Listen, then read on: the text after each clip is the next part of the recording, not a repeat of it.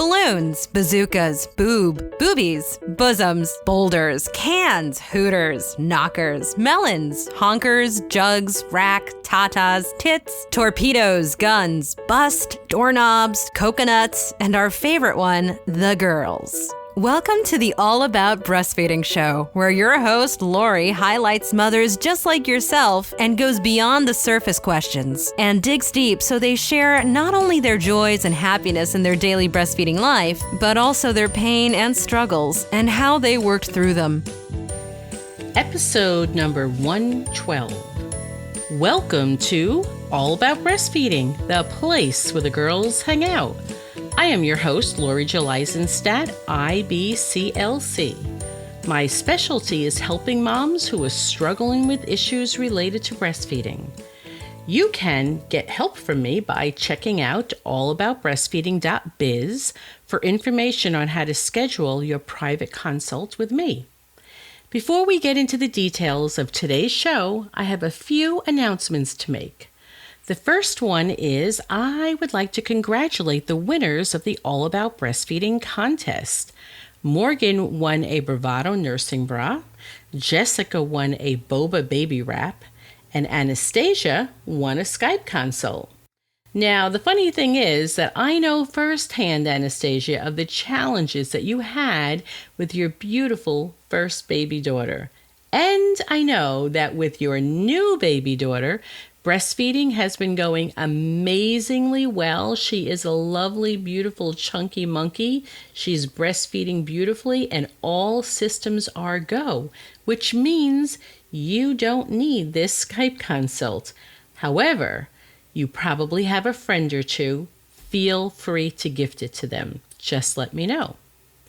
The second announcement I would like to make is the opening of the doors to this fabulous conference that I'm speaking at.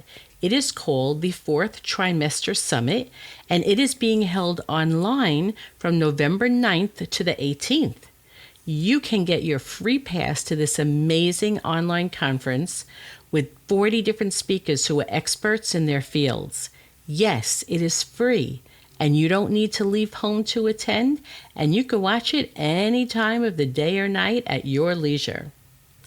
You can attend just by going to allaboutbreastfeeding.biz/Lisa. Just scroll down until you see the link for the Fourth Trimester Summit. Lisa Chin, who is the creator of the Fourth Trimester, well, she was so blown away by her personal experience postpartum that she felt something needed to be done. You can hear her talk a little bit about her postpartum life. I just released her interview 2 days ago. She was on episode number 111. She just felt something really needed to be done because she realized how ill-prepared she was for those first 3 months at home with a new baby. And she made it her goal to do whatever she can to educate other moms about what to expect during the first few months after their baby's born. The biggest mistake expecting mothers make is solely focusing on and preparing for the birth and not really thinking about so much that they're going to have a baby after that. And how are they going to take care of this baby? What is their life going to be like? It's the complete lack of emphasis on postpartum. It's a huge injustice to new moms, and it sets unrealistic or a complete lack of expectations for this period of time. This is why I am so excited for my All About Breastfeeding listeners to gain access to this wealth of information. Many of you are pregnant, some for the first time, and many are in those very early stages of postpartum. I am speaking on the second day about, guess what? Yep, of course, breastfeeding. More specifically, I am talking about how to prepare your heart, your mind, and your home for the early days of breastfeeding.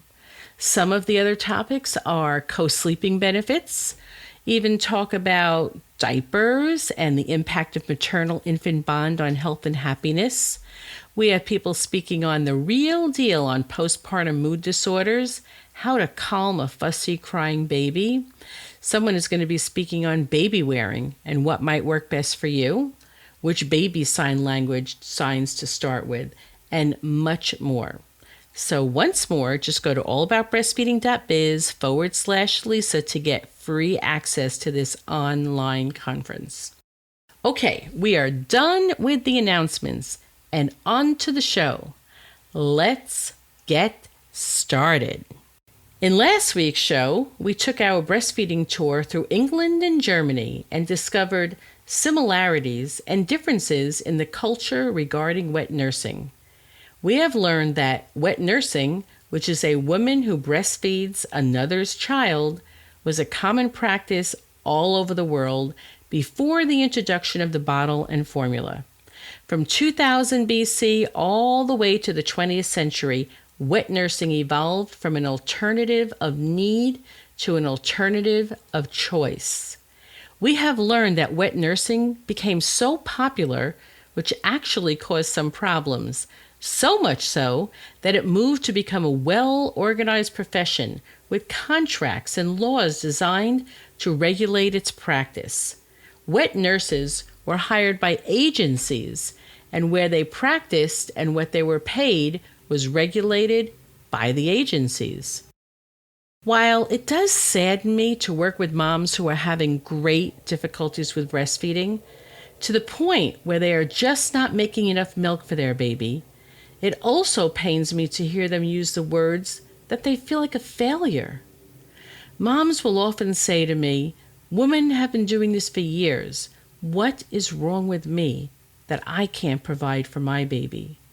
Their pain and emotions are so raw, and I know that it will not help them at the moment. However, I really do want people to know that even years and centuries ago, breastfeeding was not always possible, as some mothers did not make milk or enough for her baby. Currently, moms with a low supply are doing all kinds of things to help increase their supply. Some think they are crazy for the lengths they go and for what they eat and drink in order to boost their supply and all the money they are spending on foods, liquids, tinctures, and other ingredients.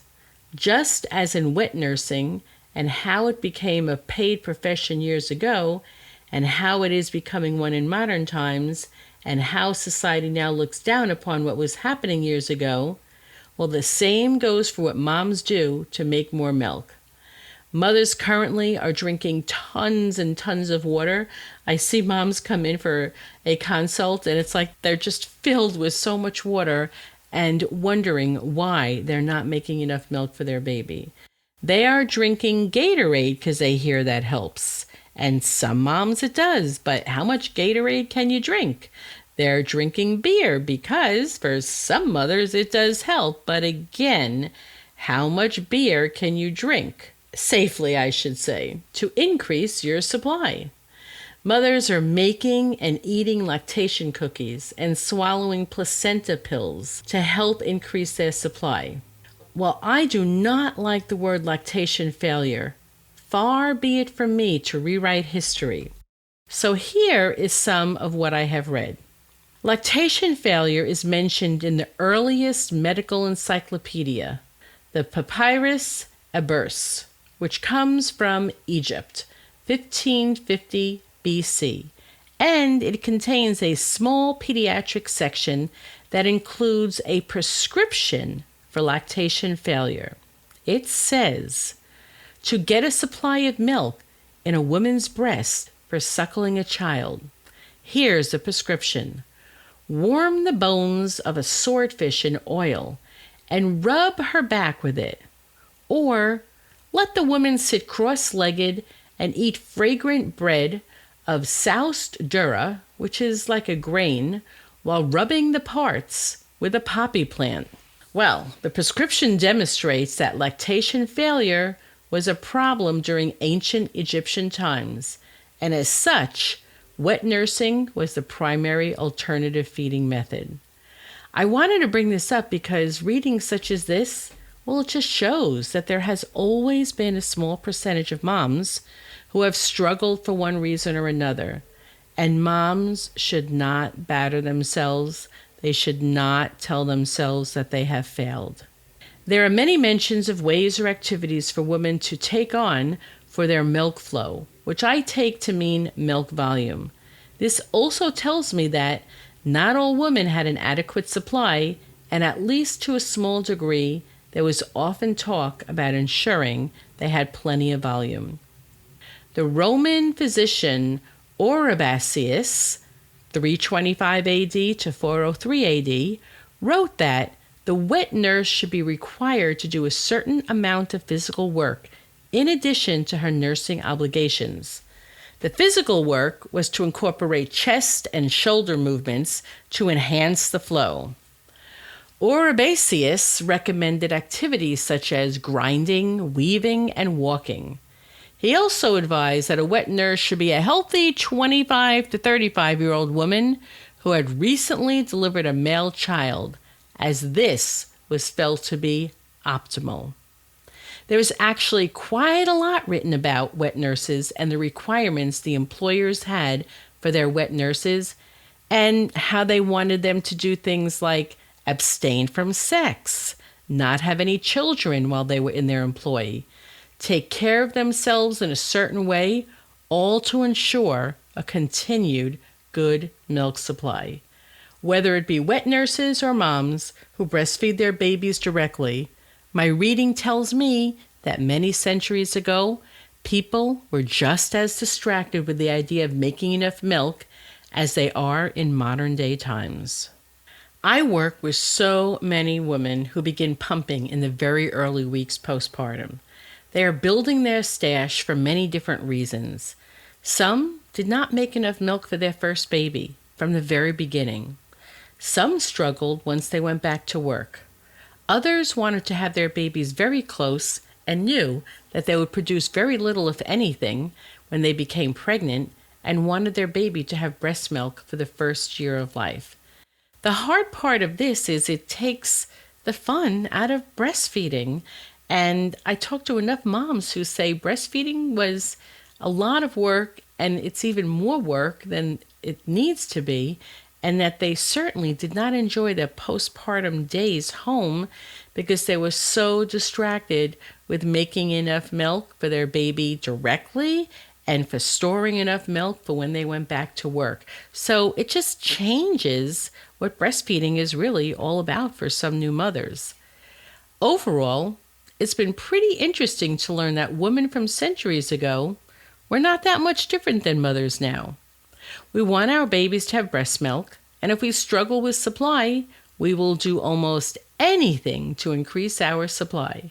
For some, if your babies can't get enough milk directly from the source, you are willing to feed your baby donated milk or pay for breast milk or have your baby nursed by another mom. And years ago, this was all before science proved that human milk was meant for human babies. Centuries ago, people could just already see that human milk is what kept babies alive and thriving.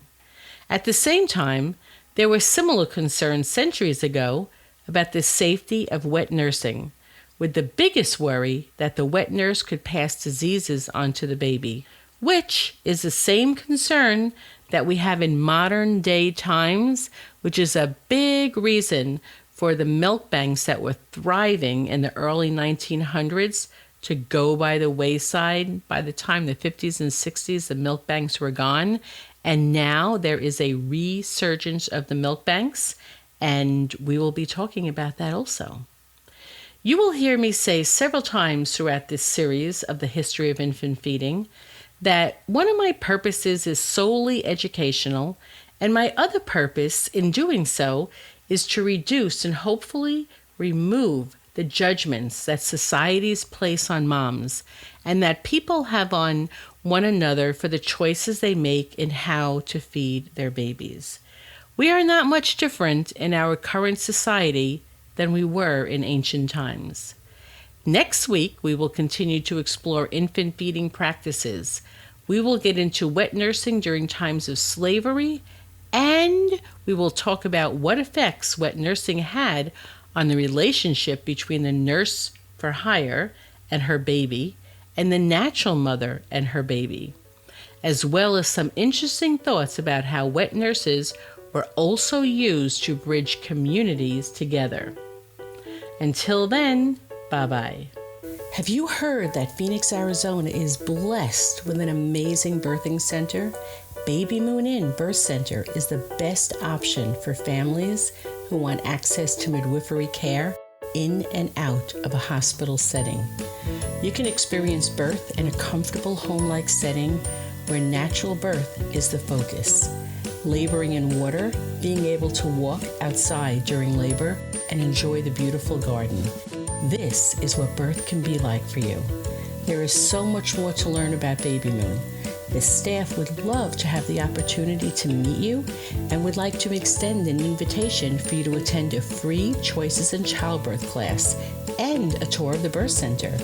All you need to do is call 602-314-7755.